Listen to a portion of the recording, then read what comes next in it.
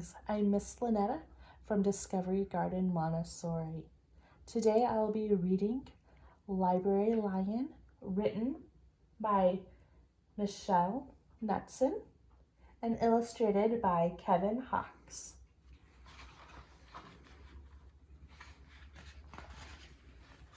One day, a lion came to the library. He walked right past the circulation desk and up into the stacks. Mr. McBee ran down the hall to the head librarian's office. "Miss Merriweather?" he called. "No running," said Miss Merriweather, without looking up.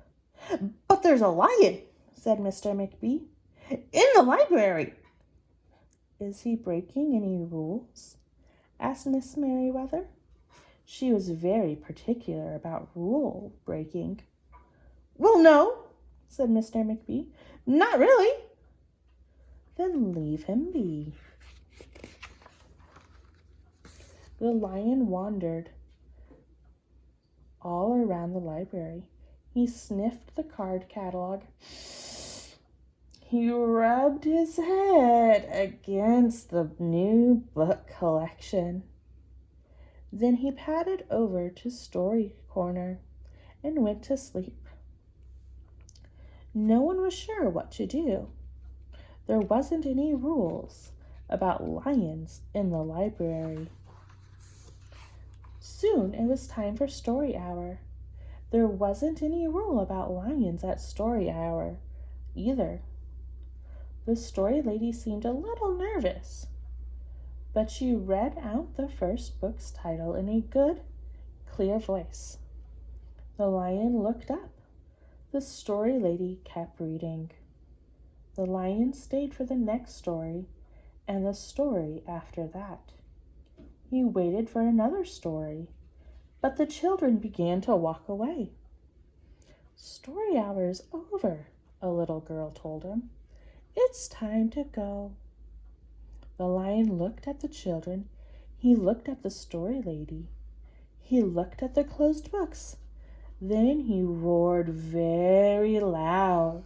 "Roar!" Miss Merriweather came straight out of her office. "Who is making this noise?" she demanded. "It's the lion," said Mr. McBee. Miss Merriweather marched over to the lion. "If you cannot be quiet, you will have to leave," she said in a stern voice. "These are the rules." The lion kept roaring. Roar, roar. He sounded sad. The little girl tugged on Miss Merriweather's dress. "If he promises to be quiet, can he come back for story hour tomorrow?" she asked. The lion stopped roaring. He looked at Miss Merriweather. Miss Merriweather looked back. Then she said yes. A nice, quiet lion would certainly be allowed to come back for story hour tomorrow. "Hooray!" said the children. The next day, the lion came back. "You're early," said Miss Merriweather. "Story hour is not until 3 o'clock." The lion did not budge. "Very well," said Miss Merriweather. "You might as well make yourself useful." She sent him off to dust the encyclopedias until it was time for story hour. The next day, the lion came early again. This time, Miss Merriweather asked him to lick all the envelopes for the overdue notices. Soon the lion began doing things without being asked. He dusted the encyclopedias. He licked the envelopes. He let small children stand on his back to reach books on the highest shelf. Then he curled up in the story corner to wait for story hour to begin. At first, the people in the library were nervous about the lion, but soon they got used to having him around. In fact, he seemed very well suited for the library. His big feet were quiet on the library floor. He made a comfy backrest for children at story hour, and he never roared in the library anymore. "What a helpful lion," people said. They patted his soft head as he walked by. How did we ever get along without him? Mr. McBee scowled when he heard that. They had always gotten along fine before. No lions were needed. Lions, he thought, could not understand rules. They did not belong in the library. One day, after he had dusted all the encyclopedias and licked all the envelopes, he helped all the children.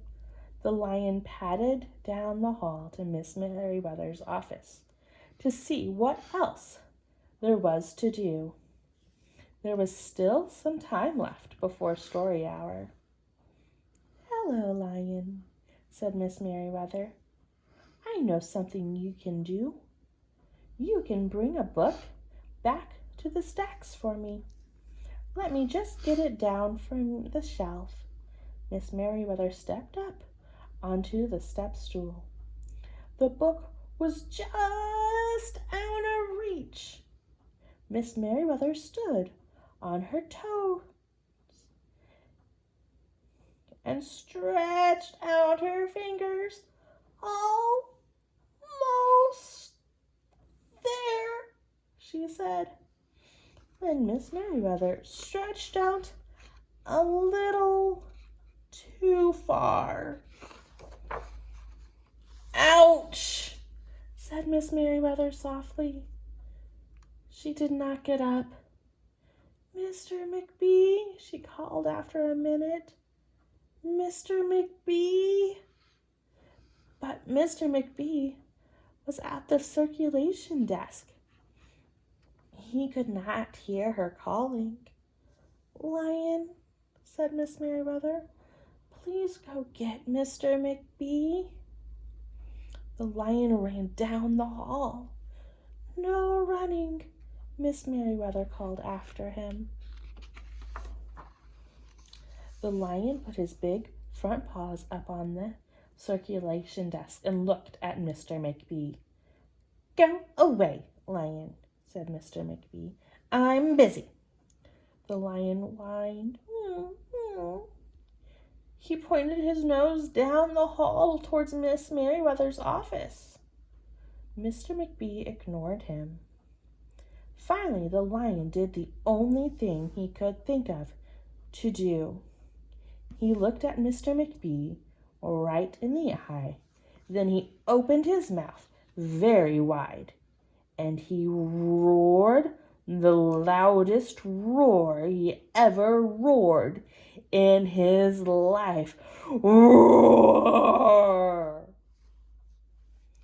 Mr. McBee gasped.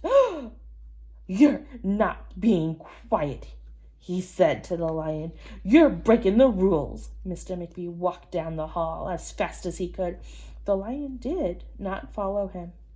He had broken the rules. He knew what that meant. He hung his head and walked towards the door. Mr. McBee did not notice. "Miss Merriweather," he called as he walked. "Miss Merriweather, the lion broke the rules. The lion broke the rules. The lion broke the rules." He burst into Miss Merriweather's office. She was not in her chair. "Miss Merriweather?" he asked.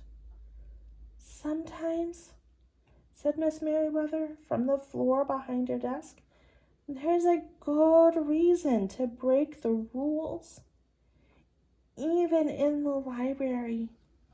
Now please, go call a doctor. I think I've broke my arm." Mr. McBee ran to call a doctor. "No running," Miss Merriweather called after him.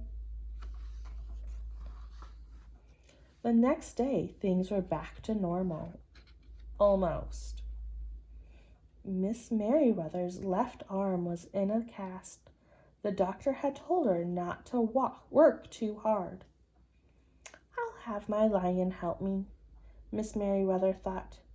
But the lion did not come to the library that morning.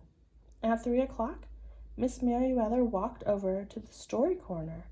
The story lady was just beginning a story for the children. The lion was not there.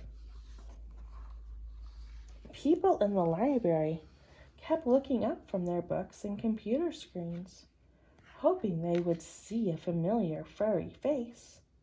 But the lion did not come that day. The lion did not come the next day either, or the day after that. One evening, Mr. McBee stopped by Miss Merriweather's office on his way out. Can I do anything for you before I go, Miss Merriweather? He asked her. No, thank you, said Miss Merriweather. She was looking out the window. Her voice was very quiet, even for the library. Mr. McBee frowned as he walked away. He thought there probably was something he could do for Miss Merriweather, after all. Mr. McBee left the library, but he did not go home. He walked around the neighborhood. He looked under cars. He looked behind bushes. He looked in backyards and trees, trash cans, and tree houses. Finally, he circled all the way back to the library. The lion was sitting outside, looking through the glass doors. Hello, lion, said Mr. McBee. The lion did not turn around. I thought you might like to know, said Mr. McBee, that there's a new rule at the library. No roaring allowed, unless you have a very good reason. Say, if you're trying to help a friend who's been hurt, for example. The lion's ears twitched. He turned around, but Mr. McBee was already walking away. The next day, Mr. McBee walked down the hall to Miss Merriweather's office. What is it, Mr. McBee? Asked Miss Merriweather in her new, sad, quiet voice.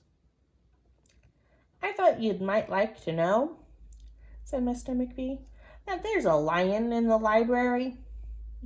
Miss Merriweather jumped up from her chair and ran down the hall. Mr. McBee smiled. No running, he called after her.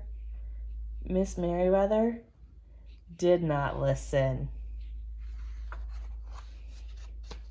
Sometimes there was a good reason to break the rules, even in the library.